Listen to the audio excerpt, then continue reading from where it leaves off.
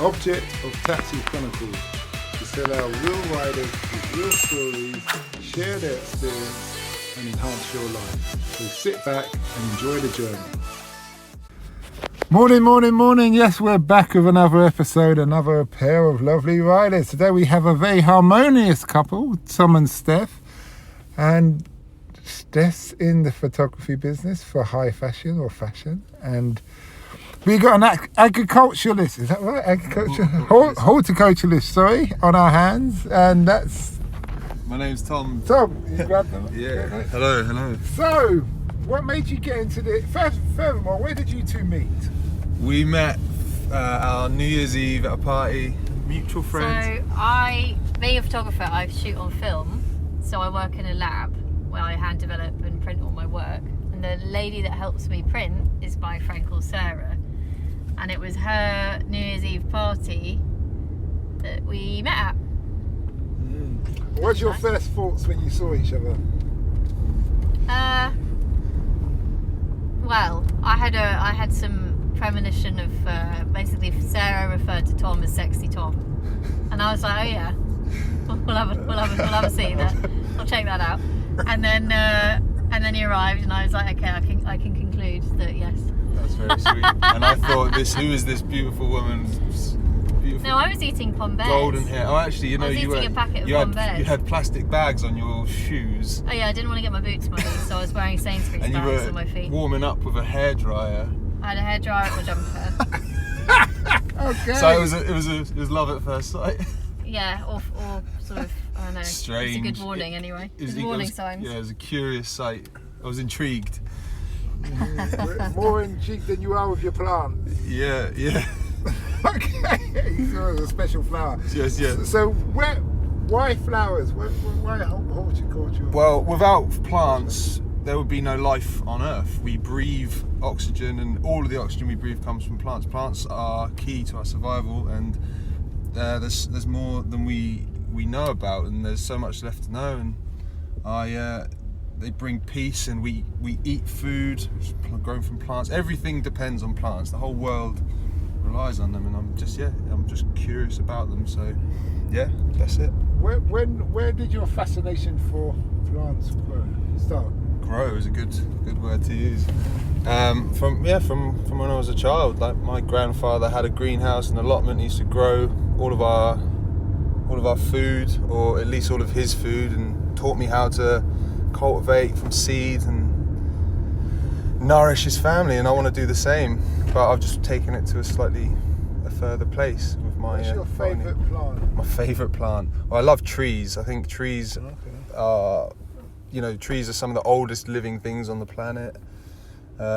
Thousands of years old, some of tens of thousands of years old. The oldest tree is over 10,000 years old. And I find that amazing. It's outlived empires, and humanity as a whole has evolved completely underneath these plants. So yeah, I wouldn't be able to put my finger on exactly what tree, but you said magnolia. Magnolia trees. They blossom at the end of the winter. They bring an amazing scent.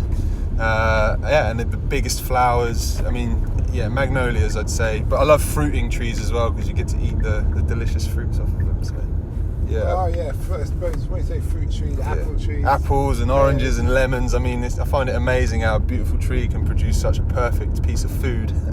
Do you grow those kind of trees in Kew? Yeah. Well, Kew's a botanical garden, so there's examples of. The widest collection of plants in the world. 90% of all known plant species are contained at Kew, either in seed form or on display to the public, which you can go and see either with a membership or on a day trip.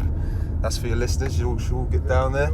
And so they do grow some specimens, but the place has been open since the 1700s, and there's some exquisite old plants there that have been there for hundreds of years, which fly trap. Yeah, I mean, they're tropical plants, exactly. So that would be in the palm houses, and there's tropical nurseries where all the carnivorous plants are stored. There's lots of carnivorous plants that attract insects. Those meat-eating plants. Yeah. How do they feed them? They just let a load of flies off. Yeah, they'll let off some like pheromones that will smell to the insect, like either rotting meat or something sweet, things that insects are attracted to. Instead of like bumblebees pollinating flowers, they pollinate by other insects that would be attracted to this. Yeah, but they eat the fly. Kew Gardens will give them flies. They draw them in, nice. So there's lots of different carnivorous plants here, that they have. Just go down and see them.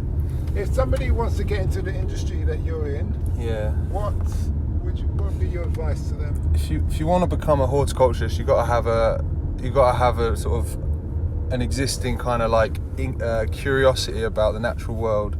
After that, I think just get out there, go and visit some of these parks, go and visit some of these places, these botanical gardens. Just speak to people that are in the industry.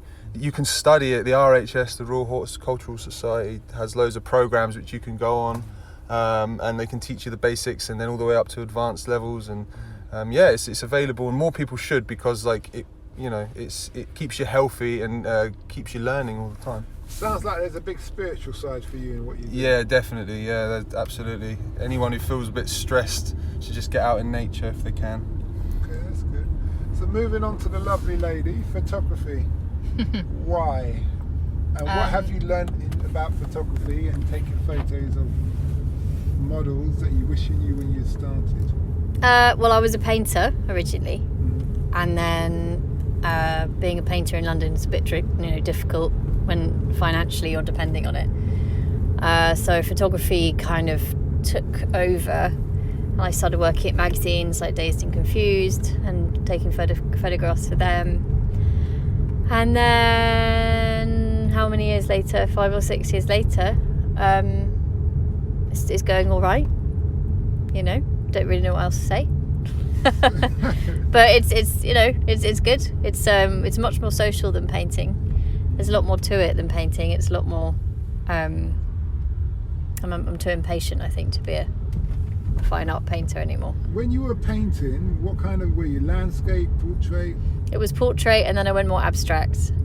This is when I was living in Liverpool, and then coming back to London from Liverpool, we have high rent to pay, and the pace is not much faster. Photography it's just a quicker turnaround, really.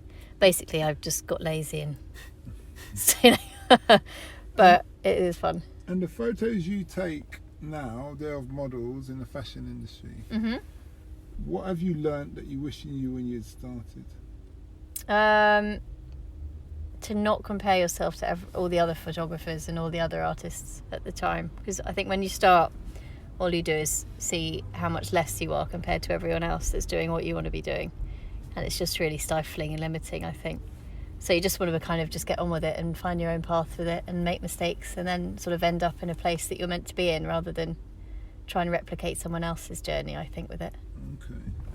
Yeah, I like that word journey, because it's all about the journey. That's what we say. Yeah, well, as I say, as soon as you think that you've kind of completed the journey, you're kind of on to the next one. Well, no, it's like all the biggest photographers that have done it for 40, 50 years, who've obviously found that they've completed their journey. Their work's really crap now, because they just kind of don't try anymore, and they haven't got that kind of vigor. Whereas if you feel like you're kind of moving forward and trying new things all the time, your work's going to keep progressing, and it's as soon as you think your journey's over, the work's going to suffer for it. So is there, in photography, is there many places you can go once you master the style wise, once you master the profession? You mean physically go places? No, or not physically. Like you spoke about the experts, their work isn't, because they're not trying anymore, you said. So what occurred to me is that, okay, where do you go once you become very good? A lot of photographers then start dabbling with video. I'm actually starting to look into augmented reality at the moment, and avatars and 3D scanning. So it's kind of like an elevated version of a still image. but not quite video either. And it's something that I'm finding really interesting, kind of talking with a few companies about. Like producing skins. Yeah, skins for clothing, for, you know, apparently hair is really difficult. There's a lot of money in that, I hear. There's a lot of money, but it costs a lot of money, and a lot of brands are scared to put too much money into something they don't understand yet. So I'm working with a company now, trying to create like a kind of prototype that is a bit more digestible to the big brands that don't really understand it. But yeah, the idea is kind of create a more elevated sort of three-dimensional photograph, I guess, which is something I'm excited about.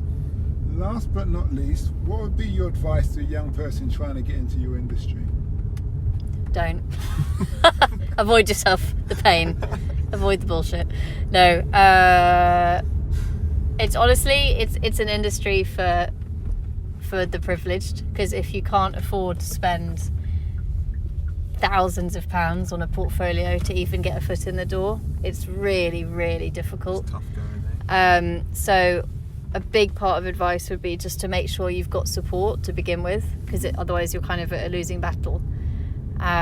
That's why you get so many people in the industry that are just sons and daughters of like Mick Jagger or other famous photographers, or, you know, someone's mother runs Louis Vuitton or something. You know, it's just a big lot of that. Put yourself forward, like introduce yourself to people. Yeah, the other thing about it is just working really hard, and it's just kind of a test of stamina, really. And if you can put up with it long enough, you will eventually find you'll get something out of it. But a lot of people can't. Just don't give up, basically. A lot of people can't, just because it's financially and emotionally quite, you know, sort of brutal as an industry. But how would you make that more positive? Honestly, well, there isn't a huge amount of positive. The positive for me is that it works really brilliantly with my lifestyle, with how much spare time I get in between shoots. It means I get to travel, and it means I get to meet a lot of new people that are really interesting. But morally, it's not something I'm necessarily that contented with as a career. Well, thanks a lot for that, and we wish you well. Thank you. We hope that episode enhanced your life. We post an interview every day, as well as vlogging on our social media channels. Don't forget to subscribe to get our latest episode.